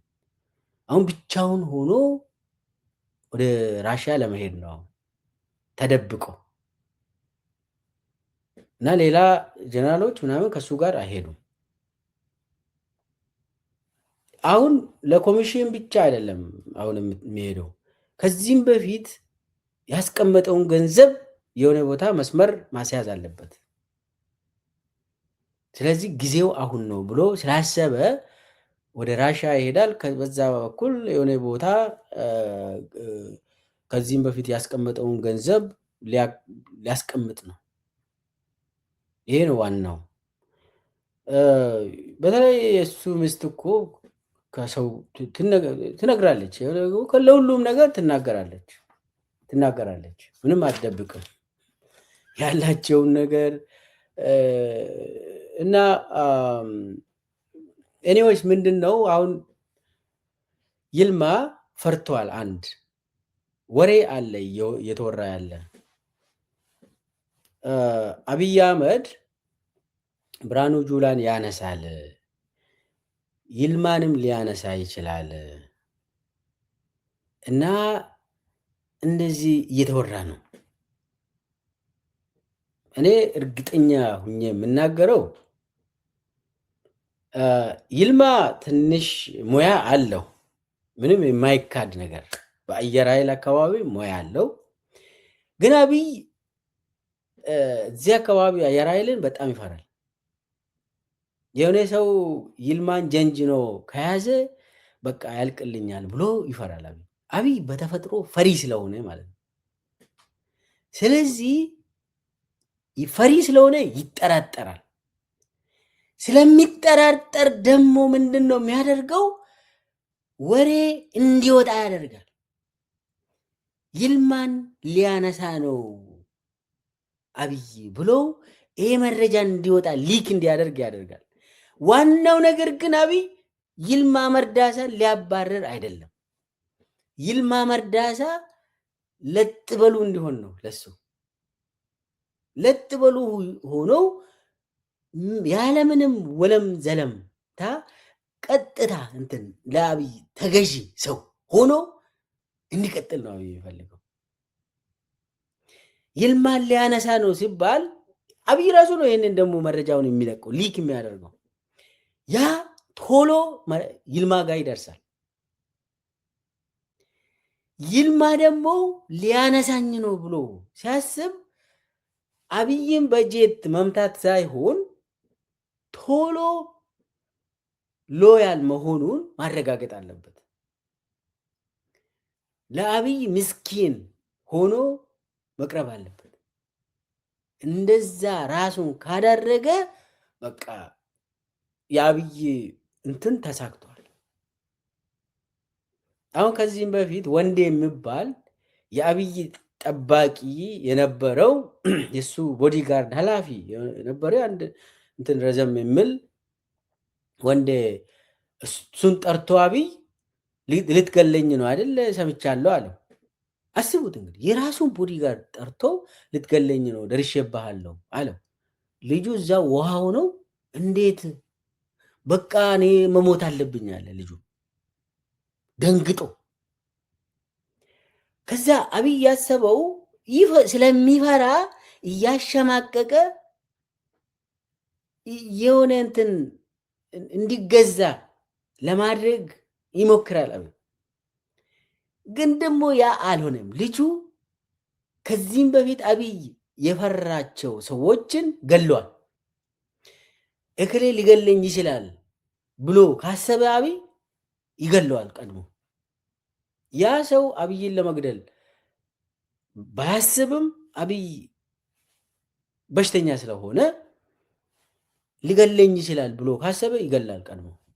የእከሌ ብሔረሰብ እኔን ሊገለኝ ነው ብሎ ካሰበ ይጨፈጭፋል። ኦሮሞ ለምንድን ነው የማይወደኝ ብሎ ስንት ጊዜ ተናገረ። ይሄ ማለት ከዛ በኋላ ኦሮሞ ላይ ምን እንደሚደርስ ይታወቃል። አማራዎች እንደዚህ ናቸው ብሎ እነሱን ካላጠፋው ብሎ ተናግሯል ስንት ጊዜ። ስለዚህ የትግራይ ተወላጆች ላይ የደረሰውን ነገር የታወቀ ነው። ይፈራል። አንዴ ከፈራ ያጠፋል። እና የይልማ ሊያነሳ ነው ምናምን ብሎ ይሄ ነገር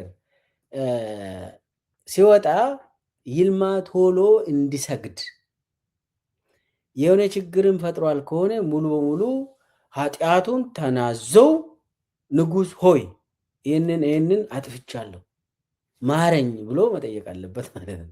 ችል ይፈልጋል። እዛ ኧረ ውሸት ነው፣ ማን ነው አንተንም የሚነጋ? አንተን እንትን ካጣው ማንን አገኛለሁ ብሎ ደግሞ አብይ እንትን ያደርጋል፣ ይነግረዋል። ይሄንን ይልማ በዚህ ሰዓት ንጉስ ነው ማለት የእሱ ፊፍደም የታወቀ ነው። ንግስና የሆነ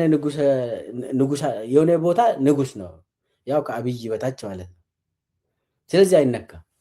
የሚነካ ሰው አይደለም። ይዘርፋል፣ ይገላል፣ ያስራል፣ ያሳስራል፣ ይሾማል፣ መሬት ላይ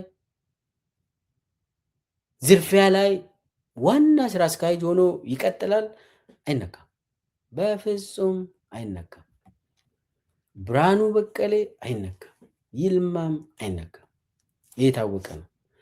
ግን በጣም ስግብግብነታቸው ለ8 ዓመት ሙሉ የአየር ኃይል ግዥን ከይልማ ውጪ ይልማና ቤተሰቡ ውጪ ማንም ሰው አልበላም። ማንም ሰው እኔ እንደዚህ አይነት አየር ኃይል የግል ንብረቱ ነው። የይልማ መርዳሳ ግል ንብረቱ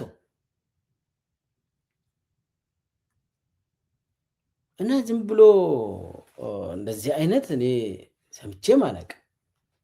ማለት ሙያ ከሆነ ሙያ ነው፣ ግን ደግሞ ግዢውንም ሁሉም ነገር መቆጣጠር ያሳዝናል። እና የእሱን የይልማን ብዙ አልሄድበትም ጊዜም ስለሄደብኝ፣ ሌላው ስለ ሱዳን ውስጥ ለዩኤኢ የሚዋጉ የአብይ መከላከያን በተመለከተ ትንሽ ላውራ። እንግዲህ ዩኤኢ አብይንም ትመራለች፣ የታወቀ ነው። አብይ ኢትዮጵያን ፕሮክሲ ያደረገ የዩኤኢ አገር ነው ኢትዮጵያ የሆነችው።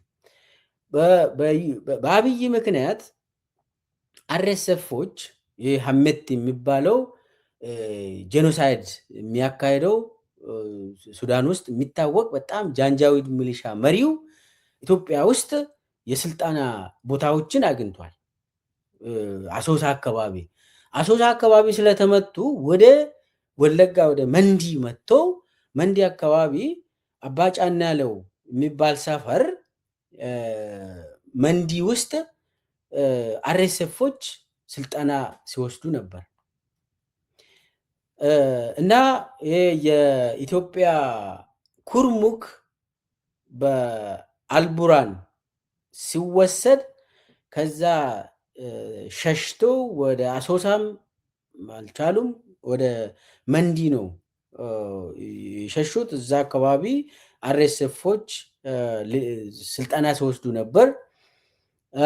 በጣም ብዙ ከባድ መሳሪያዎች ከበርበራ ሶማሌላንድ ሲጓዝ ነበር ሰሞኑ እና ምንድን ነው የተደረገው? አርኤስኤፎች ከመንዲ ተነስተው ኩርሙክን መተው የተወሰነ ቦታ ይዟል። አሁን ከአልቡራን ከሱዳኑ እና እንትናቸው ምንድን ነው የአብይ እቅድ የዩኤኢ እቅድ ብሉ ናይል የሚባል ክልል አለ ኢትዮጵያን የሚዋሰን ከኢትዮጵያ ጋር ተመሳሳይ ድንበር ሼር የምናደርገው አለ ብሉ ናይል። ያንን ብሉ ናይል መቆጣጠር ይፈልጋል ዩኤኢ ማለት አርኤስኤፎች። ስለዚህ አብይ የኢትዮጵያ መከላከያ ሰራዊት ወደ ሱዳን ገብቶ እንዲዋጉ አደረገላቸው። ወደ ሱዳን ገብቶ የተዋጉት በአጠቃላይ አርኤስኤፍን የሚመራ የኢትዮጵያ መከላከያ ሰራዊት ብለው ሰው አለ መሰለ መሰረት የሚባል። መሰለ መሰረት ማለት ከዚህም በፊት ከ3 ወር ከ4 ወር በፊት 10 ኪሎ ወርቅ ተሸክሞ አሶሳ ኤርፖርት ላይ ተይዞ ወዲያውኑ የተለቀቀ ማለት ነው። ይሄ መሰለ አሶሳ ተቀምጠው የኢትዮጵያ መከላከያ ሰራዊትን ያው ሱዳን ውስጥ የሚዋጉ እነሱን ይመራል። ከአርኤስኤፎች ጋር አጣምሮ ነው የሚመራ እና ሱዳን ውስጥ ውጊያዎችን እሱ ነው የሚመራ። በተለይ ደግሞ ምስራቅ ሱዳን እኛ በኢትዮጵያ ደግሞ በቤንሻንጉል ጉሙዝ እና በሚዋሰኑ አካባቢ እሱ ነው የሚመራው መሰለ መሰረት የሚባለው ማለት ነው። እና አሁን ምንድን ነው እየሆነ ያለው? ይሄ ሌባ መሰለ የሚባለው በነገራችን ላይ መሰለ የምዕራብ እዝ ኃላፊ ነበር።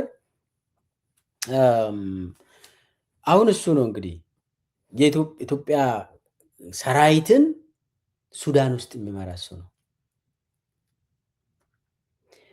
ለዩኤኢ ይዋጋሉ ሱዳን ውስጥ።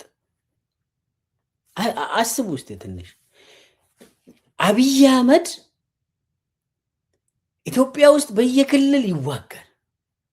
ለዩኤኢ ብሎ ነው የሚዋጋ ኢትዮጵያ ውስጥም፣ ከኢትዮጵያ ውጭም ሱዳን ውስጥ ይዋጋል።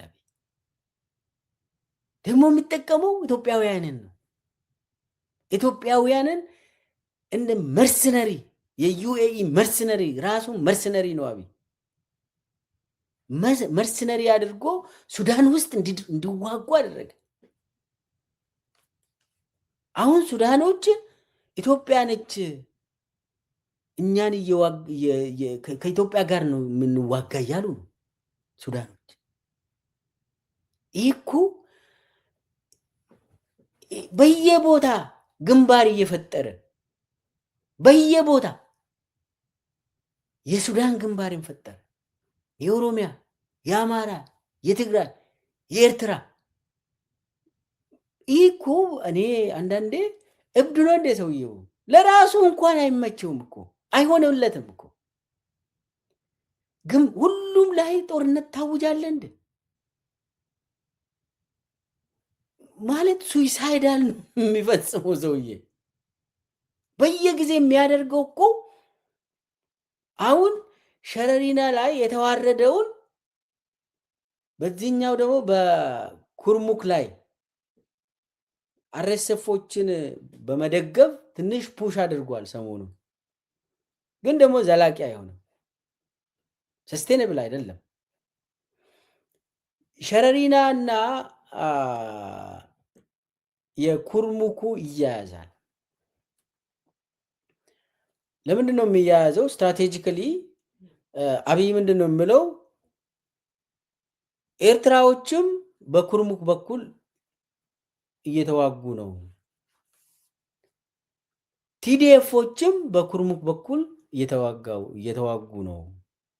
አሁን ሰሞኑን አርኤስኤፍ አሸነፈ ተባለ እንጂ የመከላከያ ሰራዊት ነው እዛ ውስጥ የገባው። የኢትዮጵያ መከላከያ ሰራዊት ነው ኩርሙክ ላይ ሲመታ የነበረው።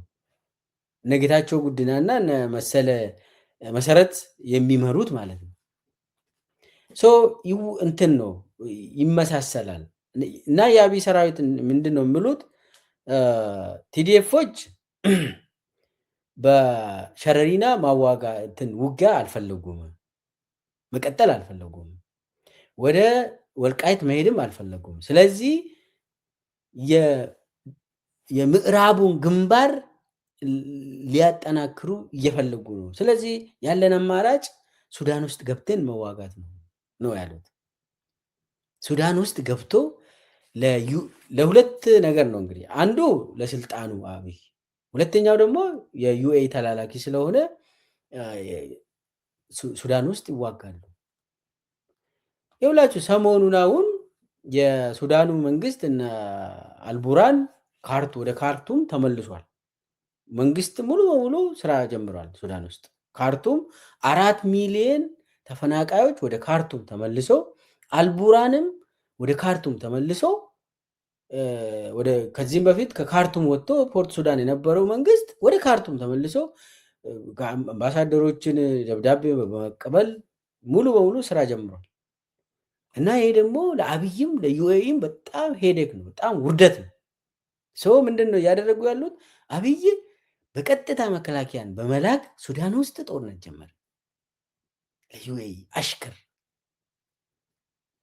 እና ለወደፊት በጣም በጣም ከባድ ነው ለኢትዮጵያ ህዝብ፣ ለኢትዮጵያ ሀገር በጣም ያሳዝናል። ግን ደግሞ ምንድን ነው የምናደርገው? ዩኤኢ ወርቅን ትፈልጋለች፣ ከኢትዮጵያም ከሱዳንም ወርቅ ትፈልጋለች። አካባቢውን መቆጣጠር ትፈልጋለች ዩኤኢ አብይን በመጠቀም። ግን ይሄ ነገር ያዛልቃል ወይ ብሎ አብይ ዩኤዎችም ይህንን አያውቁም፣ አይገነዘቡም። በአንድ ጊዜ ሱዳንን፣ ኤርትራን፣ የኢትዮጵያ ህዝብን፣ ሶማሊያን፣ ጅቡቲ ጭምር ሁሉም ላይ ጦርነት በመክፈት ስንት ዓመት ነው የሚቆየው አብይ? ምንም በቃ ይሄ እኮ ሰስቴነብል አይደለም፣ የታወቀ ነገር ነው። አሁን የኢትዮጵያ ህዝብ ምን ማድረግ አለበት? አብይ ይዞን እንዳይጠፋ ብቻውን እንዲጠፋ ማድረግ ነው። መውደቁ አይቀርም፣ የታወቀ ነው። ግን እኛ ላይ እንዳይወድቅ ማድረግ። ይሄ አንዳንድ ህንፃዎች ወደ ውስጥ እንዲፈርሱ ይደረጋል። አሁን በዚህ አሜሪካ ውስጥ አውሮፓ ውስጥ አንድ ህንፃን ማፍረስ ከፈለጉ ወደ ውስጥ ኢምፕሎድ እንዲያደርግ ያደርጋሉ። ኤክስፕሎድ ሳይሆን ወደ ውስጥ እንዲፈርስ ማድረግ። አብይ አህመድም የሱ ስርዓትም ወደ ውስጥ እንዲፈርስ ማድረግ ነው ያለብን። ከዛ ለምን አብይ አህመድ የሁሉም የሉና ችግር ሆኗል፣ የሉና አደጋ ሆኗል። ለሱዳንም፣ ለኤርትራም፣ ለሶማሊያም፣ ለጅቡቲም፣ ለትግራይም፣ ለአማራም፣ ለኦሮሞም፣ ለቤንሻንጉል ጉሙዝም፣ ለሲዳማም፣ ለሶማሌም፣ ለአፋርም፣ ለሁሉም ኢትዮጵያውያን የህሉና አደጋ ቁጥር አንድ አደገኛ የሆነ ሰውዬ እና የእሱ ስርዓት ወደ ውስጥ እንዲወድቅ ማድረግ ነው። አንዴ እየወደቀ ነው፣ ግን ሲወድቅ የአብይ ሰራዊት ሱዳን ውስጥ የነበሩ እዛው ይጠፋሉ። ትግራይ ውስጥ የነበሩ፣ አማራ ክልል ውስጥ የነበሩ፣ ኦሮሚያ ውስጥ በየቦታ የተበተኑት እዛው ነው የሚቀሩት።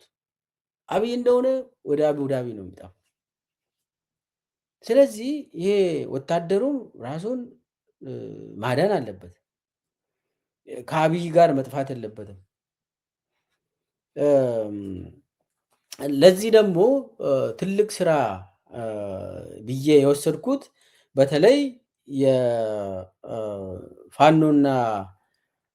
ኦላ እያደረጉት ያሉት ትስስር በጣም አበረታች ነው። ፋኖና ኦላ አሁን አብይ ኮንፊውዥን ይፈጥራል። ሸኔ ሸኔ ምናምን አማራን የሚያጠፋ ሸኔ ብሎ የሚሰብኮ እኮ ሰው ተረድቷል። የአብይ ሸኔ ነው አማራን በየቀኑ የሚጨፈጭፈው። የአብይ ፋኖ ነው ኦሮሞን የሚገለው።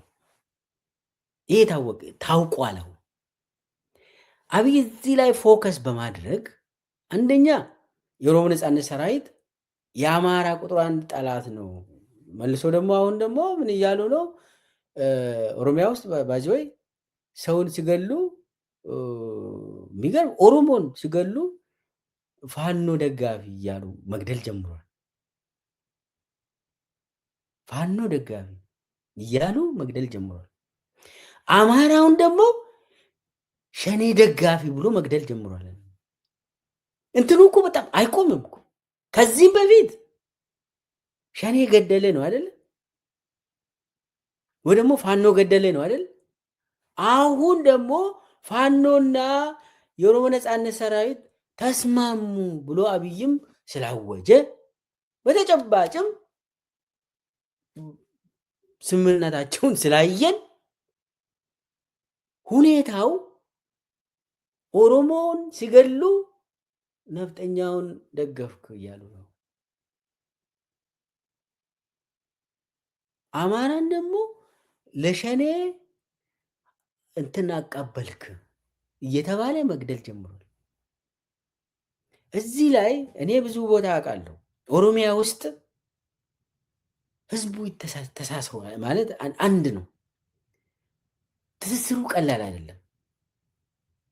የኦሮሞ ነጻነት ሰራዊት ድጋፍ ከአማራ ተወላጆች ያገኛል፣ ሲያገኝ ነበር።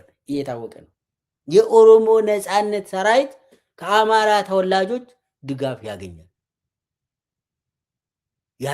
ሲያገኝም ነበር። ይህንን መናገር ያስፈልጋል። አሁን እነሱ መግደል ስለጀመሩ መናገር ትክክል ነው። በዚህ ሰዓት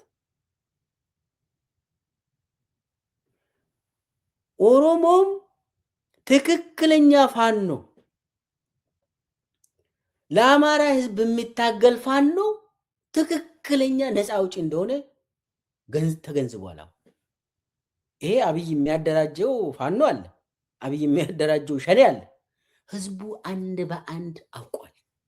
እኛንን የማናውቀው ልንገራችሁ፣ እኛ ሚዲያ ላይ የምንቀመጠው ሰዎች አናውቅም። መሬት ላይ ሂዱ፣ ጎጃም ውስጥ ሂዱ፣ ወለጋ ውስጥ ሂዱ፣ ሸዋ ውስጥ የተለያየ ቦታ ሂዱ፣ ይዩት። ህዝቡ ማን ማን እንደሆነ ትክክለኛው ነፃ አውጪው ማን ነው የሚለውን ህዝቡ ያውቃል። እነኚህ እኮ ትክክለኞቹ ናቸው፣ እነኚህ ደግሞ መንግስት የሚመራ ነው፣ ተጠንቀቁ ከነኚህ ሰዎች ይላሉ ህዝቡ። ይህንን ደግሞ በተጨባጭም አንዳንድ ነገሮችን አየን። ይህ በጣም የሚበረታታ ጉዳይ ነው። ያውን የትግራይ ኃይል፣ የኦሮሞ ኃይል፣ የአማራ ኃይል፣ ሌሎቹም ኃይሎች ሲናበቡ ሲነጋገሩ የሁሉም ኢትዮጵያውያን ተስፋ ነው። አንዳንድ ሰዎች ትናንት ውስጥ የምንኖር ሰዎች ችግር አለብን።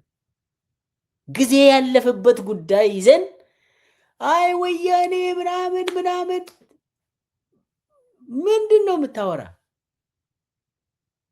ወያኔ ጎድቶናል ያኔ። አዎ አሁን ደግሞ ተጎጂ ነው፣ ህዝቡ ተጎጂ ነው። በተለይ ትግራይ ህዝብ ተጎጂ ነው።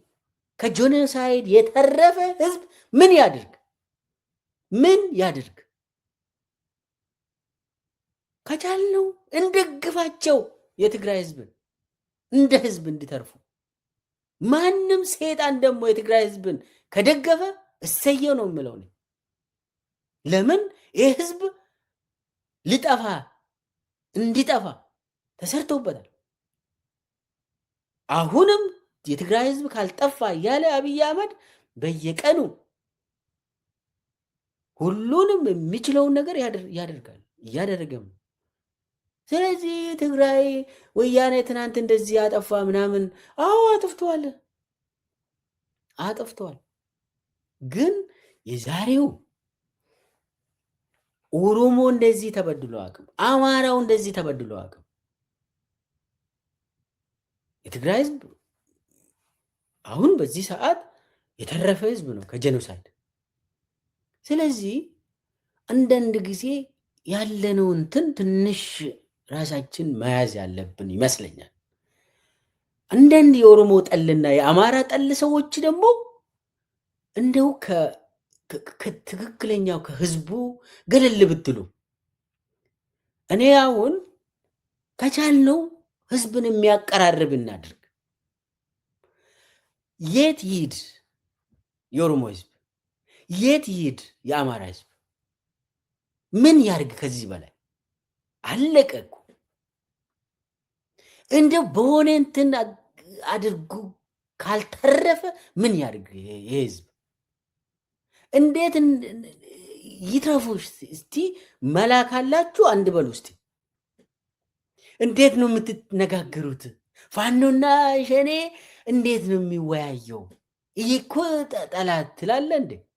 ምኑ ጋ ነው? ሁለቱም ዜጋ እዛ ጋር ጭቁን ህዝብ ቢወያይ ሰላም እንፈልጋለን ብል ምንድን ነው ያጠፋው? እስቲ መፍትሄ ካላችሁ ደግሞ አምጡ። እኔ ከታሪክ ብንወጣ ይሻላል። ይሄ በጣም የማይሆን ነገር ጭንቅላታችን ውስጥ ገብተው ለዚህ ስርዓት ተገዢ እንድንሆን የሚያደርገው ነገር ብንቀንስ ይሻላል። ይሄ ስርዓት የሚፈልገው ራሱ አብይ ወጥቶ ሸኔና ፋኖ ማነው ጽንፈኛ ይላል። የኦሮሞ ነፃነት ሰራዊት ኦላና ፋኖ መነጋገር የለባቸውም እንዳይነጋገሩ አለ አብይ። ሌላው ለአማራ ቆማለሁ የሚለው ሰውዬ፣ ለኦሮሞ እታገላለሁ የሚለው ሰውዬ ንጹሐን ዜጎች እንዳይነጋገሩ ፈልጋለሁ ይላል። ምንድን ነው ታዲያ የምትፈልገው? አማራ ዘመድ የለውም ትላለህ። ለምንድን ነው ዘመድ የሌለው? አማራ ዘመድ አለው፣ ኦሮሞ ዘመድ የለውም ከራሱ በስተቀር ትላለህ። ለምንድን ነው ኦሮሞ ዘመድ የሌለው? ዘመድ አለው እንጂ። ኢትዮጵያውያን ዘመዶች ናቸው። አብሮ ነው ሲጨፈጨፉም አብሮ ነፃ የሚወጡም አንድ ላይ ነው። አብይ ለኦሮሞም ጠላት ይበዛል፣ ለአማራውም ጠላት ይበዛል፣ ለትግራዊም ጠላት ይበዛል። ለሁሉም ጠላት እየፈበረከ የሚውል ሰውዬ እዛው እንትን ውስጥ ገብተን ደግሞ እዛው በቃ ሁሉም ጠላቴ ነው ምናምን እንድንል። እንደዛ ከሆነ ካልክ ደግሞ ለምን አብይ ውስጥ አትገባ? የአብይ ስርዓት ውስጥ አትገባ? በውስጥ ህዝቡ ሊጠናከር ይገባል። አማራን እያፈረሰ ያለው አብይ አህመድ ነው። በጎጥ በሻንሼ ነው። ሸዋ፣ ጎጃም፣ ጎንደር፣ ወሎ እያለ እዛ እንዲባሉ ገንዘብ እንትን እያደረገ በየቀኑ ግምገማ እያካሄደ ህዝቡ አንድ ሆኖ ነፃ እንዲወጣ ይህንን ያውቃል። አንድ ሆኖ ነፃ ይወጣላ። ይህንን አንድ እንዳይሆን ያደርጋል ህዝቡ። አብይ ይህንን ማወቅ ያስፈልጋል። ኦሮሞንም እንደዚሁ እያዳከመ አንዳንዱ አሁን ኦሮሞ ሲዳከም እናተርፋለን የሚል ቅዠት አለ። ይሁላችሁ ኢትዮጵያ ውስጥ በሚገባ ማወቅ ያለብን ህዝቦቹ በውስጣቸው አንድ ሲሆኑ፣ በውስጣቸው ሰላም ሲፈጠር፣ አብሮ መኖር ሲጀምሩ ህዝቡ አጠቃላይ ሁሉንም ይጠቅማል። አማራን አፍርሰ ኢትዮጵያን ገነባለሁ የምትለው ውሸት ነው። የግል ስልጣንን ነው የምትገነባው። ህዝብን በማፍረስ የራስ የግል ስልጣንን ነው የምትገነባው። ቤዚክ የህዝብ ችግር ከተፈታ ምንም ችግር አይመጣም። ቤዚክ ለምሳሌ ዋናው የኢትዮጵያ ችግር ስልጣንን በኃይል መያዝ ነው አይደል? ስልጣንን የተቆጣጠረ ቡድን ደግሞ ብቻውን ይበላል። በቃ ረሃብተኛን ሰብስበው ስልጣን ይይዛል፣ ይበላል። ስልጣንን ካጣው ሀብትንም አጣለሁ ብሎ እዛው ላይ ለመሞት ይዘጋጃል። ይህ ነው ችግራችን አይደል? ስለዚህ ኢትዮጵያ ያላት ሀብት 1 2 3 4 ነው። ያላት ስልጣን 1 2 3 4 ነው። እንዴት አብረን ተከፋፍለን ተናበን በፍቅር እንኖራለን ብለን መነጋገርና ዳቦ ከሆነችም ያችን ዳቦ ቆርሰን ይበቃናል ወዳጆች። የኢትዮጵያ ችግር አንድ የሆነ ቡድን ከያዘ የራሱን እንትን ኃይል ያደራጅና ሌላውን በኃይል ይጨፈጭፋል። ይህንን ገለል ካደረግነው በዲሞክራሲ መንቀሳቀስ የምንችል ከሆነ እኔ ኢትዮጵያ ሁሉም ነገር እንደው ሀብት አለ። ትልቅ ሀገር ነች ኢትዮጵያ፣ ለሌላውም ትተርፋለች። አብይ እንደዚህ አይነት ቋንቋ ሲያወራ ነበር፣ እውነት መስሎን ደግፍ። ግን ምን እንዳደረገን ይታወቃል። ስለዚህ አሁን እኔ የኦላዎች ኦላና ፋኖ የሰበሩት ታቡ አለ። የኦሮሞ ኢሊት ውስጥ የነበረ ያለ፣ የአማራ ኢሊት ውስጥ የነበረ ነገር አለ። ስርዓቱ ያስቀመጠው ያለፈውን ስርዓት የአሁኑም ስርዓት ያስቀመጠው አለ። ጠላት ናችሁ አማራና ኦሮሞ እሳትና ጭድ ይባላል አይደል እንዴ? ይህንን ሰባብሮ መነጋገር ማለት አዲስ ታሪክ ነው። በነገራችን ላይ አዲስ ታሪክ ነው። ሁላችንም ይህንን ከዚህ ማጽዳት አለብን። የግድ መተባበር ብቻ ሳይሆን አብሮ መስራት፣ አብሮ ማቀድ ያስፈልጋል። ችግሮቻችን ምንድን ነው ብለን ማየት ነው። ሌላው በድብቅ ይዘህ የምትሄድ ከሆነ ነገ ማይቀር ነው፣ ትጋጫለህ።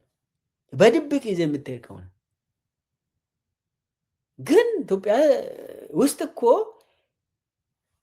በግልጽ አማራ ምን የሚፈልጋለን፣ ኦሮሞ ይፈልጋል፣ የትግራይ ህዝብ ምንድን ነው የሚፈልገው፣ ሶማሌስ ምንድን ነው የሚፈልገው፣ ሌሎቹስ ምንድን ነው የሚፈልጉት ብለን ካየኑ የሚጋጭ ነገር የለም የለም።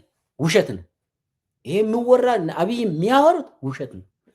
የሚጋጭ ህልምም ብዙ አላይም። እሊቶቹማ ችግር አለበት፣ እሱማ የታወቀ ነው አይደል? ምካድ አይደለም። የሚጋጭ ህልም ነው ያለን እሊቶቹ። ህዝቡ ምንድን ነው የሚፈልገው? አሁን በእሊት ደረጃም ብዙ ሂደናል፣ ብዙ ለውጠናል፣ ብዙ ለውጥ አለ። ቀላል ነገር አይደለም ይሄ። ስለዚህ የአብይ አሻጥርን ማክሸፍ የሚቻለው ልክ እነ ኦላና ፋኖና ቲዲኤፍ መነጋገር የጀመሩት ነገር አብይ ጽምዶ ጽምዶ ጽምዶ ምናምን ብሎ የሚያለቅሰው ነገር ልክ ነው፣ ማልቀስ አለበት። ሌላ አማራጭ የለውም። ስቅስቅ ብሎ ማልቀስ አለበት። ለምን? መፍትሄው ይመጣል። አይ ስለዚህ ዲፍረንሶች የተወሰኑ ይኖራሉ፣ ነገም ይኖራል። ሰው ስለሆን ሰው ዲፍረንስ ይኖረዋል። ግን ፈንዳሜንታል ዲፍረንስ የለም። ፈንዳሜንታል ዲፍረንስ የለም። ስለዚህ አሁን ይህ ታቡ የነበረው የተከለከለው ከዚህም በፊት ይሄ የማይቻለው የማይታሰበው የነበረውን ዛሬ እያየን ነው። ይሄ ተስፋ የሚሰጥ ነው። ለኢትዮጵያ ሕዝብ በጣም ተስፋ የሚሰጥ ነው። አብይ ምንድን ነው የሚያደርገው? አሁንም ከፋፍሎ ነው መቀጠል የሚፈልገው። በውስጥ የራሱን በማስገባት አሁን የኦሮሞ ነፃነት ሰራዊትን ብዙ ለማዳከም ሞክሯል። ብዙ ሰዎች እንዲገቡ ተገንጥሎ እንዲገቡ ምናምን ራሱን ሰዎች በማስገባት ፋኖ አካባቢም ብዙ እየጣሩ ነው። ይህንን ደጋግሜ ስለማቅ ነው ፋኖን እንትን ለማዳከም ፋኖ ራሱን እያጸዳ ነው መሰለኝ። ይሄ በአብይ ተልኮ አውቆ ፋኖ ነኝ ምናምን ብሎ ዘራፍ ምናምን የሚለው ወንጀል የሚሰራው በፋኖ ስም በየቦታ የሚያበላሸውን ራሱን እያጸዳ ንጹህ የሆነ ለሁሉም ኢትዮጵያውያን ለአማራ የሚቆም ያ ማለት ለሁሉም ህዝብ ትቆማለህ። የአብይ ተልኮ ወስዶ የወጡትን እያጸዳ ስትሄድ ትክክለኛው መስመር ትይዛለህ። ያ ነገር አብይ በውስጥ ያዳክማል። የቲዲኤፍም ትግራይ ህዝብን በውስጥ ለማዳከም ሞክሯል። እነ ጌታቸው ረዳን ወሰደ፣ ነጻድቃንን ወሰደ፣ ብዙ ሰዎችን ወሰደ እና ትግራይ ህዝብ እጅን እንዲሰጥ ነው ይህ ሁሉ የተደረገው ለማዳከም ከውስጥ። ግን የሚሳካለት አይመስለኝም፣ አይሳካለትም። ሶስቱንም አራቱም ሁሉም ኃይሎች ኢትዮጵያ ውስጥ የሚንቀሳቀሱ እንዳይናበቡ እንዳይገናኙ ያደርጋል። በተለይ ደግሞ የህዝብ ጫና እንዲመጣባቸው። በተለይ እዚህ ላይ በጣም የሚገርም ነገር ያየሁት የኦሮሞ ነፃነት ሰራዊት ከፋኖ ጋር የሚቆም ከሆነ ራሴን ገላለሁ የሚል ሰው አይቻለሁ። በጣም ቅርብ ጓደኛው ነው። ራሴን አጠፋለሁ። ሰዎች ራሳችሁን አታጥፉ። በዛኛው ሳይድ ደግሞ ፋኖ ከኦሮሞ ነፃነት ሰራዊት ጋር ቆሞ ካየን መርዝ ነገር ጠጥተን ማለቅ አለብን የሚሉ አሉ። ተው ሰዎች ራሳችሁን ጠብቁ። ከዚህ ፋኖም ኦላም የህዝብ ልጆች ናቸው። በውስጣቸው የነበሩ አሁን አብይ ያስገባና በየቦታ ወጥተው ደግሞ ህዝብን የሚያሰቃዩ ታውቋል። እየታወቀም ይሄዳል። በነገራችን ላይ ግልጽ የሆነም ይሄዳል። ነገር ግን ለህዝብ የሚቆም ለነፃነት የሚቆም ለፍትህ የሚቆም ፍትህ ስትል እኮ ፍትህ ለሁሉም ነው የሚሰራ። ለራሲ ቤተሰብ ፍትህ ሰጥተ ለቀጣዩ ቤተሰብ የምትከለክል ከሆነ ፍትህ አይባልም። ነገ ይደርስብሃል። ስለዚህ ወዳጆች ራሳችሁን አታጥፉ።